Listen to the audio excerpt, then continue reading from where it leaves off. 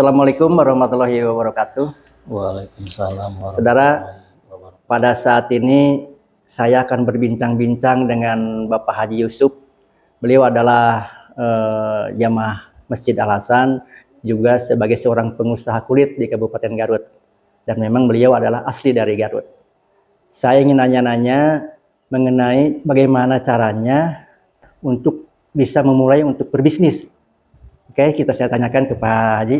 Kalau mau berbisnis itu mental atau modal atau apa saja yang harus dipersiapkan? Sebetulnya kalau kita bicara tentang mulai bisnis, bisa jadi itu karena pengaruh lingkungan.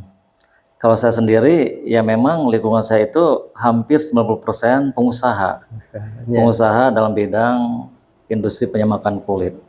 Jadi kalau misalnya saya berpikir lingkungan saya lingkungan pengusaha, kemudian selama ini mungkin saja kita mendapatkan berbagai macam interaksi dengan mereka. Kalau kita tidak menjadi pelaku, saya menganggap itu sebagai satu kerugian. Jadi saya juga ikut terlibat dalam kegiatan mereka.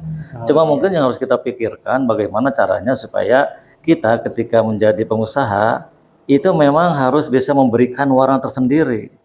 Karena pada umumnya lingkungan usaha-usaha di sekitar saya itu memang pada umumnya dilakukan dengan cara turun-temurun. Kemudian saya berpikir dari mulai kualitas produk, berpikir dari mulai pemasaran. Kalau dulu lingkungan usaha di tempat saya itu rata-rata menjual produknya kan hanya untuk kepentingan masyarakat di sekitar. Berarti jumlahnya mungkin bisa Kecil, ya? terbilang kecil. Iya. Kemudian saya berpikir bagaimana misalnya pengusaha-pengusaha lokal itu bisa menjual mungkin pasarnya lebih luas. Saya coba ke Jogja, saya coba ke Bali, saya coba ke Surabaya, saya coba ke Bandung, saya coba ke Jakarta. Ternyata mereka juga welcome. Banyak mereka yang betul-betul sangat membutuhkan terhadap barang-barang baik kulit.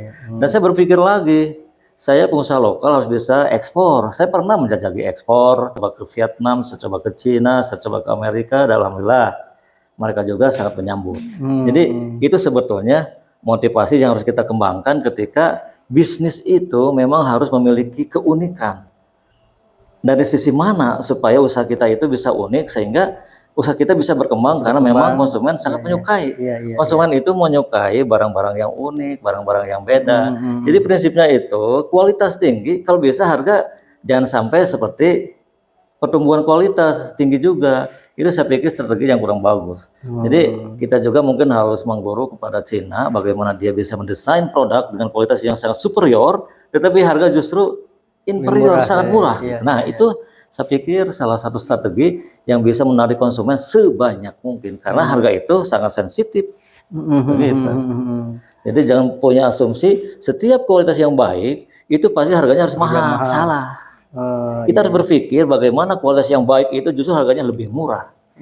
Karena logikanya begini, produksi tanpa cacat berarti jatuh barangnya itu akan lebih murah. Tetapi berbeda kalau misalnya produksi banyak gagal, tentu harga barang menjadi mahal karena banyak barang yang tidak bisa kita jual. Nah itu prinsipnya yang harus kita pegang. Iya. Jadi kita harus tampil beda ya. Nah betul. Jadi kita itu harus tampil beda karena kalau sama itu namanya komoditas. Barang-barang yang sama tidak memiliki perbedaan, berarti kita akan perang harga. Tetapi kalau kita misalnya mampu membedakan barang kita dengan barang yang lain, ini akan menjadi salah satu magnet yang bisa menarik konsumen sebanyak mungkin. Tapi bisa juga ketika ada keinginan, kemudian dia mencari berbagai macam informasi seputar dunia usaha, saya pikir dia bisa menjadi pengusaha. Karena jadi pengusaha itu semuanya tergantung kepada kita, dan memang dukungan dari luar itu pun ada, tetapi tidak sebesar yang datang dari kita. Kalau memang kita sudah memiliki niatan untuk menjadi pengusaha, saya pikir tinggal praktekkan.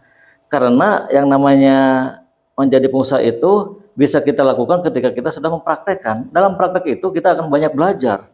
Kita tidak boleh misalnya kalau satu saat gagal mengulangi langkah-langkah kegagalan itu. Justru kegagalan itu harus menjadi guru bagaimana ke depan kita tidak boleh gagal lagi.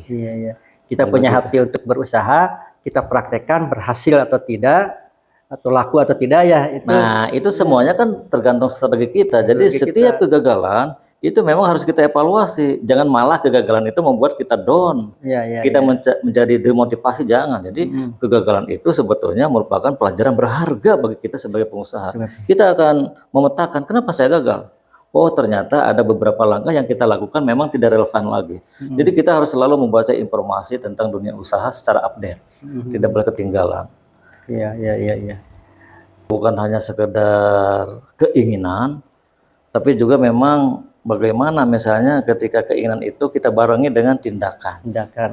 Jadi bisnis itu memang salah satu ilmu terapan.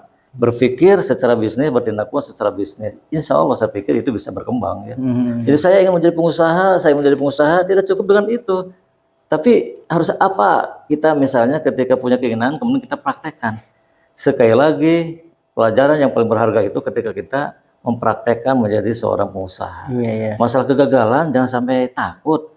Karena setiap kegagalan itu justru kalau kita memang berpikirnya selalu positive thinking, ada makna yang mungkin selama ini belum bisa kita gali dan makna itu justru akan memberikan nilai tertinggi bagi kita.